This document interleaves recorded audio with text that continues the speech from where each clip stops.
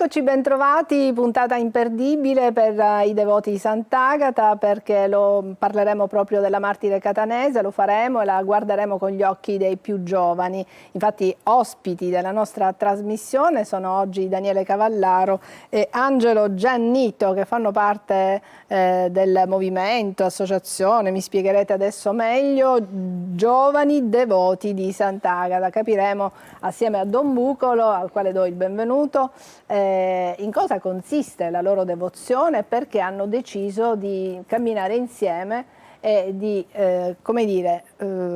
cercare di fortificare questa devozione, questa loro fede in Dio attraverso Sant'Agata, riunendosi periodicamente. Quindi state con noi, intanto iniziamo come sempre con un video che hanno preparato i nostri ragazzi. Cosa dice oggi Sant'Agata ai giovani? Può ancora rispondere alle loro domande, alle loro paure, ai loro sogni? Sì, perché in Sant'Agata noi giovani possiamo ancora riconoscere una strada di verità, libertà e fede. Sì, Sant'Agata è una storia antica, ma non è lontana da noi.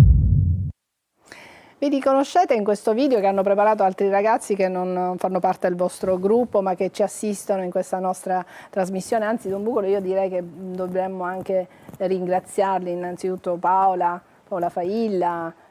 Molto prezioso il loro servizio e ogni volta inviano questi video rimango sorpreso. Gli altri te li ricordi? Sì, c'è anche Gabriele, c'è anche Michele e c'è anche Alessio. Esatto, ecco, questa era la squadra. Mi sembra doveroso ricordare che questi video vengono effettuati da questi ragazzi. Sì.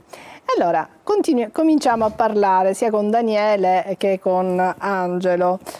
Una curiosità, qual è il primissimo ricordo della festa di Sant'Agata che voi avete? Allora, la premessa è obbligatoria perché mi vedono che non sono così giovane, quindi diciamo il giovane è lui e i giovani che seguiamo.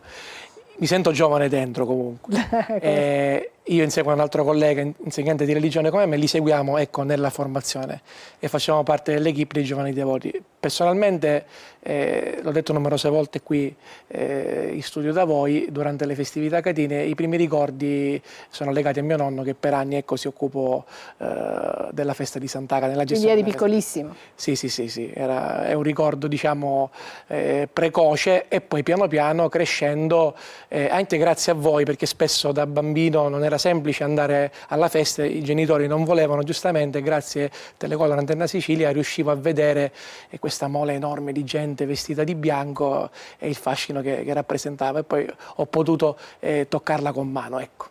E già la regia ci sta mostrando alcune bellissime immagini dall'alto della festa di Sant'Agata. Angelo, tu il primo ricordo che hai della festa? Io diciamo che pure io come professore all'inizio la guardavo molto da lontano, quindi attraverso la televisione o magari in punti abbastanza lontani rispetto alla vara. Quindi non so, la Santa usciva dal Duomo e i miei si mettevano in via Garibaldi, quindi ecco anche quell'aspetto di avere qualcosa di lontano ha un po' attirato in me quell'amore, quell'attenzione verso Sant'Agata. E poi anno e dopo anno con mio nonno, con i miei amici, poi sono riuscito a vederla sempre più da vicino, ecco. Quindi è una devozione che è nata, come dire, già in famiglia, che ti è stata trasmessa alla famiglia? Sì. Piano piano, ecco, non a livelli magari miei, ecco. Diciamo che la mia famiglia è la classica, una famiglia cattolica, però non tanto praticante, diciamo. Esatto. Quindi un po' è da me che è partita quella voglia, quel bisogno, di avvicinarmi a quello che è Sant'Agata e quindi a Cristo, È da lì che parte tutto, Avere qualcosa di lontano che per molti è scontato, ma per me invece non lo era. Tu cosa vedi in Sant'Agata? Perché sappiamo che Sant'Agata è una ragazza molto giovane che è stata martirizzata. Ecco, se tu la dovessi considerare come una sorella, un'amica? Io penso che Sant'Agata è un'amica, che viene a trovarci, E non solo quei giorni e durante l'anno, ma ogni giorno. Quindi è quell'amica da cui prendere ispirazione, non solo per l'essere morta per Cristo, ma per l'essere morta in ciò in cui credeva. Quindi penso che tutti noi giovani dobbiamo prendere ispirazione da queste e martiri, no? Che alla fine sono morte per ciò in cui credevano e poi hanno condotto una vita umile, no? Senza circondarsi di apparenze, di sfarzi. Quindi penso che Agata sia oggi più che mai attuale ed è un po' quell'amica, no? Che viene, che ci bussa alla spalla e ci dice aspetta, forse questo va, questo non va, che fa? No? Un confronto quindi, Daniele. Assolutamente sì, lui ormai è studente universitario, è prossimo a completare gli studi, io insomma insegno alla scuola superiore, però rivedo in lui molti dei miei alunni. Ecco, questo modello, quest'idea del giovane devoto che possa vivere la festa di Sant'Agata in maniera genuina, in maniera semplice, vedendola appunto come una sorella, come l'amica della porta accanto che possa indirizzarci verso il giusto binario, che non può prescindere dal volto di nostro Signore Gesù Cristo. Via. Ma cosa fate con questi ragazzi? Qual è il percorso che voi proponete? Sì, la genesi di questo gruppo risale a circa 3 anni fa. Io mi ricordo, mi trovavo a casa e ricevo la telefonata di un mio alunno.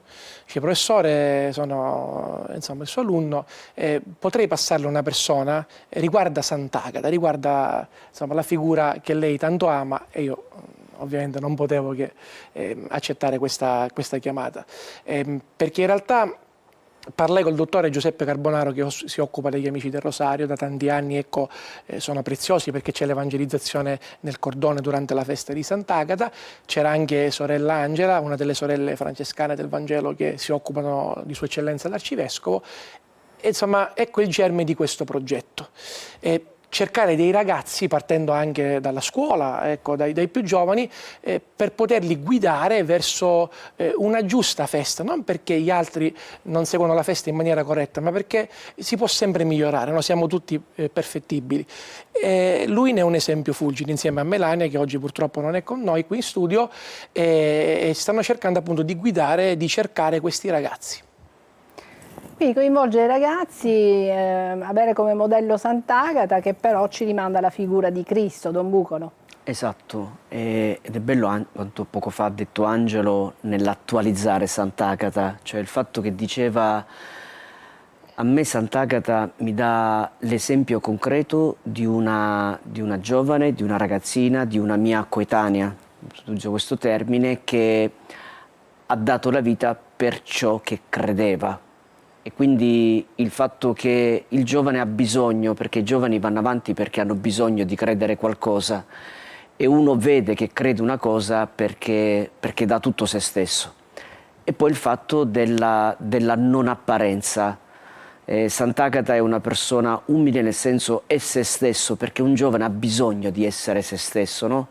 Quindi vediamo che questa nuova realtà, che tra l'altro è bellissimo, no? Cioè i giovani hanno chiesto a un loro docente, a un loro insegnante, ed è chiaro un docente non insegna soltanto la disciplina ma insegna la vita, quindi è un educatore alla vita, a realizzare questa cosa qui.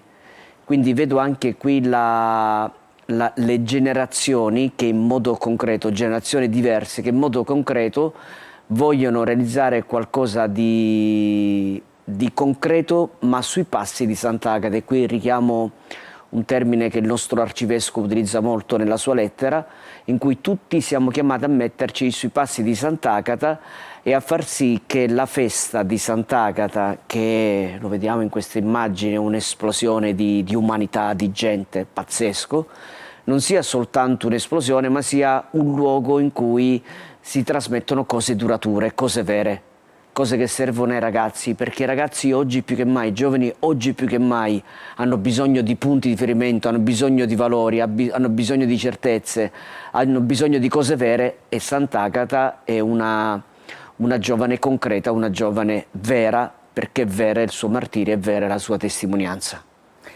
Molti ragazzi sono additati perché indossano il sacco solo quei giorni, magari non tengono degli atteggiamenti consoni a una festa religiosa. Ecco, cosa rispondete se insomma, c'è questa accusa anche di generalizzare, insomma c'è questo modo di generalizzare che i ragazzi in fondo seguono la festa ma più per una questione quasi goliardica di stare insieme, di stare la notte insieme, passare lunghe ore fuori di casa, presso il termine andiamo appresso alla Santa, che poi sarebbe andare in processione in realtà. Ecco, sentite che c'è questo bisogno di far comprendere, oppure sono delle critiche per voi che non sono congrue?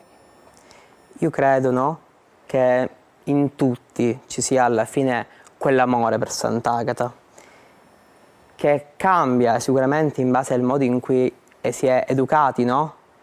Quindi diciamo che io credo che il percorso, no, che ci avvicina a Sant'Agata e quindi a Cristo dovrebbe essere un percorso appunto eseguito.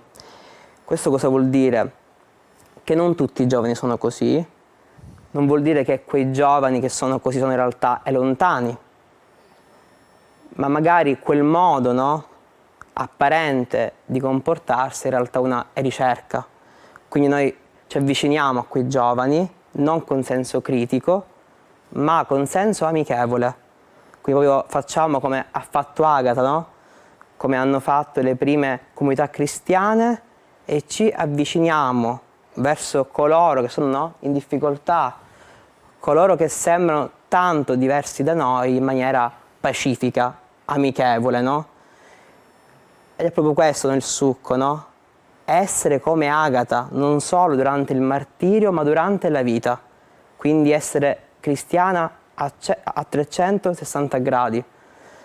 Ed è questo importante, no? Purtroppo Sant'Agata è macchiata, no, ormai da anche una cattiva pubblicità, no?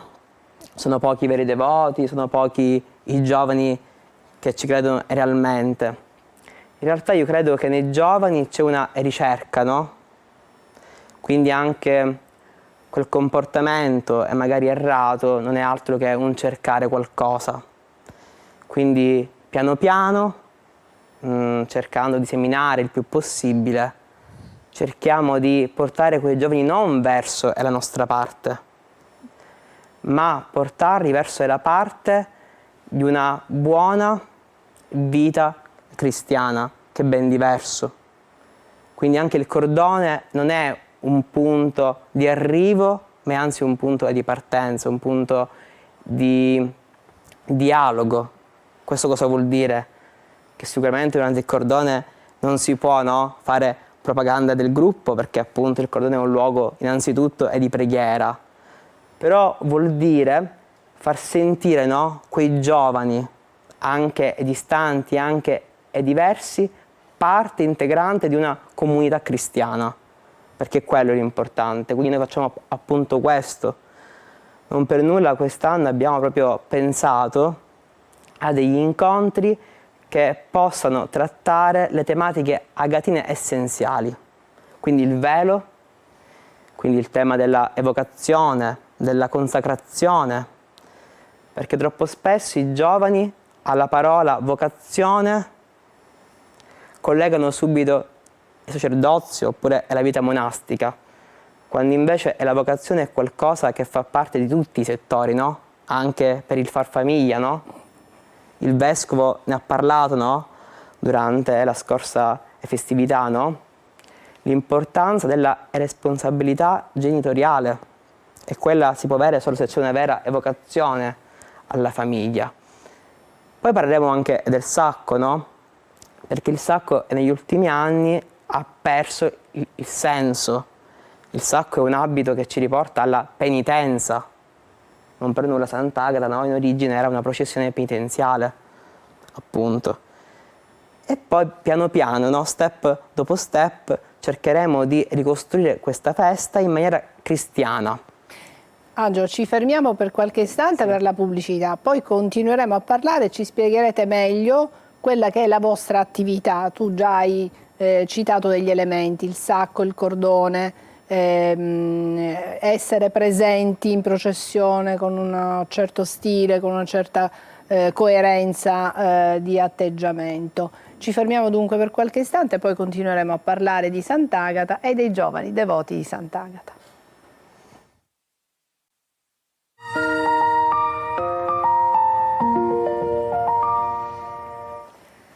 Oggi stiamo conoscendo, stiamo dialogando con i giovani devoti di Sant'Agata. Sono dei ragazzi che vogliono vivere con più consapevolezza la festa di Sant'Agata, vogliono stare sulle orme di Sant'Agata e lo fanno non solo nei giorni della festa, lo fanno tutto l'anno con degli incontri e meditano su certi aspetti della festa e della martire catanese.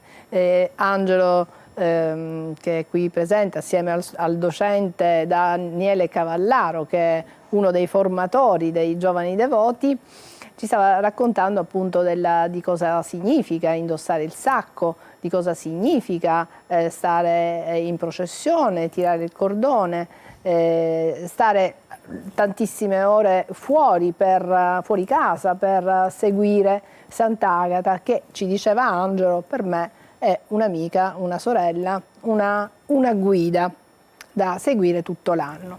Don Bucolo. No, mi ha molto stupito quanto poco fa Angelo ha detto, no? Perché è reale che l'approccio dei devoti di Sant'Agata, dei giovani devoti di Sant'Agata è diverso. Però Angelo non si è posto in modo critico, che forse è un luogo comune, no? Noi con grande facilità, anche in ambito religioso, quando vediamo degli atteggiamenti non pienamente corretti, subito critichiamo, ghettizziamo. Lui invece dice sì, è vero, però dietro magari quel modo non pienamente corretto nessuno di noi può mettere in dubbio che c'è una ricerca, che c'è un desiderio, che c'è una profondità. Per cui Angelo ci dice: se io critico, se io metto distanze, non faccio nient'altro che annullare o annientare un'occasione preziosa, che è l'occasione preziosa di far sì di dare un messaggio, e quindi lui ha proprio utilizzato un approccio amichevole, di compagnia, di vicinanza, di amicizia, e questo è grandioso, no? Perché detto da un giovane che potrei dire quasi da adulto, perché il suo linguaggio, sia un giovane, parla da saggio, da adulto, ci dice, ci insegna qual è il giusto approccio. Questo ci fa capire, penso Angelo per parlare così c'ha il suo background, qui c'ho Daniele, ma c'è tutta un'equipe, c'è tutto un movimento, significa che se lui ha questa consapevolezza e parli in questo modo, probabilmente questa realtà dei giovani devoti, un certo lavoro di spiritualità, di formazione, di educazione, di fatto la sta facendo. Cioè un ragazzo, un giovane, per parlare così, per dire così, per avere soprattutto questa consapevolezza, significa che c'è una crescita. Quindi già a mio giudizio in questo studio facciamo esperienza, possiamo dire, dei primi frutti dei giovani devoti.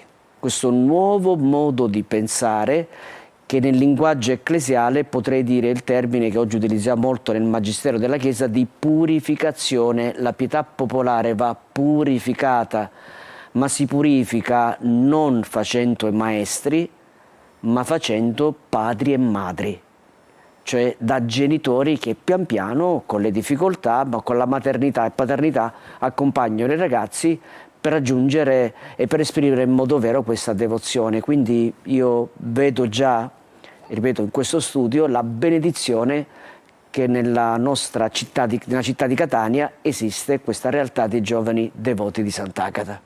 Angelo, cosa ti trasmette veramente Sant'Agata? Ecco, cosa ti colpisce di più della storia di Sant'Agata? Ma sicuramente il fatto che Sant'Agata, no, come i cristiani oggi, vive in un periodo di profonda crisi a livello di spirito, no? Dove l'essere cristiani non era una normalità, ma anzi era una rarità. Quindi no, come lei riesce a sposare, seppur con tutte le difficoltà, e non solo Cristo, ma tutto il contesto, no? Perché Agata non è una semplice cristiana. Agata è la sposa di Cristo in un periodo nel quale non era comune. In più Agata, seppur nobile, sceglie una vita umile, no? Quindi no, puoi riuscire, nonostante tutto, a essere cristiana in tutto e per tutto. E questa è una cosa ad oggi è difficile, no? quando portai prima dei giovani devoti una mia classe delle suore benedettine, no? Mi ricordo che molti dei miei compagni atei chiesero alla suora, no? Ma tu perché sei dietro le sbarre, no? Quando puoi aprirle, no? E lei rispose in un modo che a me ha colpito, ovvero disse: io queste sbarre posso aprirle, e le vostre, quelle delle mode, dei pensieri degli altri. E questo è quello, no, che ci dice anche Agata, no? Agata, se oggi è resa viva, è anche per questo, perché è riuscita, no, a combattere contro il pensiero del tempo, no? Quinziano e l'affida ad Afrodisia per questo, no? Affinché lei ceda al peccato, affinché lei ceda allo sfarzo, no? Invece Agata è lì, resta lì, no?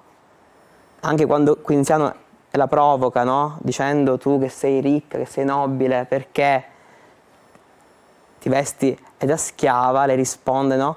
Perché la vera essenza è essere appunto servi di Cristo. Quindi a voi giovani, come dire, vi indica una strada di coerenza anche quando è difficile, perché Esatto. si diventa anche controcorrente per certi versi, no? Testimoniare la propria fede in un periodo storico come il nostro, seppur diverso da quello di Agata, in cui è vissuta Agata, sebbene ancora adesso ci siano le persecuzioni, i cristiani vengano perseguitati nel mondo, non certamente in Italia o in Sicilia, certo, o a Catania.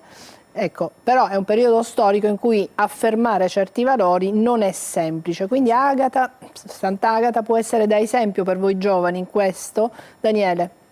Assolutamente sì, pensando appunto alle parole di prima, ecco, perché la critica, se è costruttiva, fa crescere tutti noi, quindi non bisogna additare, ecco, con l'indice accusatorio, bisogna crescere tutti insieme in maniera appunto materna e paterna. E quindi sentivo qualche tempo fa appunto, se Cristo tornasse oggi, no, probabilmente non sarebbe crocifisso ma deriso, perché appunto è come una cosa desueta andare controcorrente, invece è proprio questo il messaggio rivoluzionario, no? Cercare le cose semplici, cercare i modelli. La santità, no? Don Luigi Sturzo diceva che tutti siamo chiamati alla santità, non è una cosa che riguarda solo Sant'Agata, Santa Lucia e i santi in generale, tutti, perché etimologicamente santo vuol dire scelto, chiamato da Dio, in quanto suoi creatori siamo tutti già stati scelti da Dio. Don Bucolo, è difficile essere cristiani nel mondo di oggi?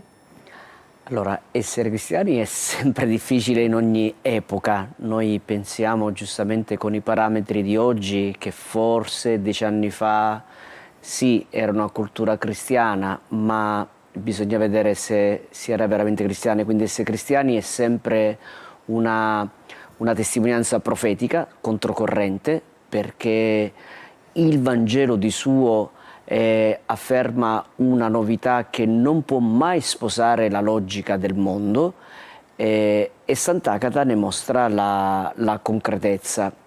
Ed è bello quanto poco fa Angelo ha detto, il fatto delle sbarre, citando un po' questa monaca di clausura, e questo secondo me rimane un messaggio a tutti, no? Cioè il fatto che non sempre prendiamo consapevolezza di queste sbarre della nostra vita, cioè ci sentiamo liberi, ma io penso, questo il Vangelo lo dice spesso, noi siamo schiavi di noi stessi.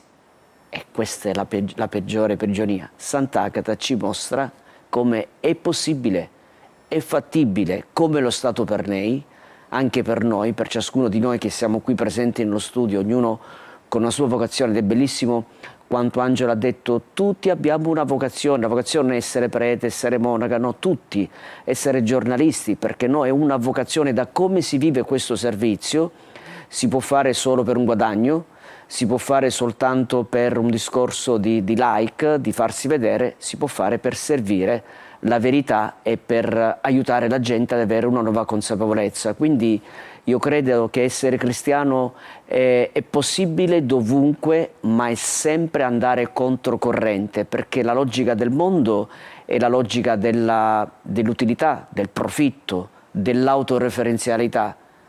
La logica cristiana è della gratuità, è la gratuità dell'alterità, di non avere al centro il proprio io, ma avere l'altro, perché l'altro, per ciascuno di noi, rappresenta quel fratello e quella sorella che va sempre amato e va sempre perdonato, come anche noi abbiamo sempre bisogno di essere perdonati dagli altri. Quindi sì, i cristiani sono sempre, sempre, sempre controcorrente. Se non sono controcorrente mi spavento e mi chiedo, ma sono o siamo cristiani veramente? In chiusura vorrei dare delle indicazioni a chi vuole seguire il vostro gruppo, Giovani Devoti. Ecco, come si fa ad aggregarsi a voi, seguire le vostre riunioni, i vostri incontri, come vi si può rintracciare? Avete un sito internet? Come? In cattedrale? Chiedendo in cattedrale a Catania? Noi comunque abbiamo anche delle pagine social, no? Ecco. Quindi siamo Quindi adeguati. attraverso i social, se si mette giovani devoti di Sant'Agata, esatto, vi si trova. Può. E quindi parlando di ragazzi è chiaro che i social sono, come dire, la strada maestra, diciamo, esatto, per raggiungervi. E quindi avete degli incontri periodici, vi incontrate periodicamente durante tutto l'anno e poi nei giorni della festa invece cosa succede? Ci sono diversi incontri che ci preparano alla festa, chiaramente. A tal proposito, ecco, è stato detto che qui ci sono io rappresento altre persone che si spendono quotidianamente. Se mi è consentito vorrei citarle: il collega insegnante di religione Dario Costarella, che insieme con me appunto forma i ragazzi, e gli altri componenti dell'equipe, sorella Angela delle sorelle francescane del Vangelo, Simone Paradiso, Laura Rizzotti e Francesco Borgese. Chiaramente poi durante la festa viviamo la festa e quindi anche grazie agli amici del Rosario i ragazzi, proprio i giovani, vanno ad evangelizzare e propongono questo nuovo stile di essere devoto. Quindi Angelo, evangelizzate, cosa dite? Qual è la prima frase che dite a un ragazzo come a un vostro coetaneo? Ma io direi che non c'è nulla da dire, quindi basta la preghiera, basta riuscire a coinvolgerli nella preghiera e basta anche uno sguardo, mai critico ma sempre aperto, perché comunque il cordone non deve essere un luogo di parlantina, ma appunto un luogo di preghiera. Eppure ci sono dei ragazzi che fumano, che bevono lattine, e insomma sono stati criticati alcuni giovani proprio per questo atteggiamento, no? Sì, però non è con la critica che si riesce a cambiare rotta, ma stando accanto come appunto da buoni cristiani. Quindi stiamo accanto a questi giovani che sembrano tanto lontani ma che sono sicuri dentro di essi, molto vicini a Sant'Agata. Tu dici hanno la loro fede molto forte in Sant'Agata, però poi magari hanno degli atteggiamenti che possono quasi quasi farli etichettare come dei ragazzi che stanno lì solo per giocare, per così, non per fede. Invece tu dici hanno fede, sono persone di fede, però è una fede che magari... educati, non in modo critico ma appunto sempre cristiano, quindi appunto facendo comunità, perché io penso che a Catania c'è una cosa che manca, è proprio questo, il fare comunità insieme, l'essere comunità non solo in quei 3 giorni ma tutto l'anno. Quindi quello, no? Dobbiamo riuscire a dare un cambio a questa festa e solo i giovani possono farlo. Quindi se riusciamo a comprendere che la processione nasce come processione di penitenza, che ci ricorda i sacramenti, quindi il battesimo, no? Che ci rende appunto cristiani, che ci ricorda la comunione, che ci ricorda la cresima e ci ricorda il sacrificio di Agata. E quindi l'indossare il sacco bianco è proprio un segno distintivo di questo. Bene, siamo in chiusura. Don Bucco, lo vuoi concludere in qualche modo? Mi piace soltanto citare Angelo, diceva basta il solo sguardo, lo stare accanto, questo forse diventa un veicolo di educare gli altri giovani ai veri valori cristiani. Quindi questa prossimità diventa il modo più reale e concreto per evangelizzare, e questo lo dicono i giovani e io su questo ne sono pienamente d'accordo. Bene, allora buon cammino assieme a Sant'Agata. Questo saranno mesi particolari perché sappiamo che c'è il Giubileo agatino che si concluderà in agosto, quindi ci saranno tanti momenti per incontrare i giovani devoti di Sant'Agata. Fatelo attraverso i social, contattateli e unitevi a loro. Grazie per averci seguito fin qui. Alla prossima.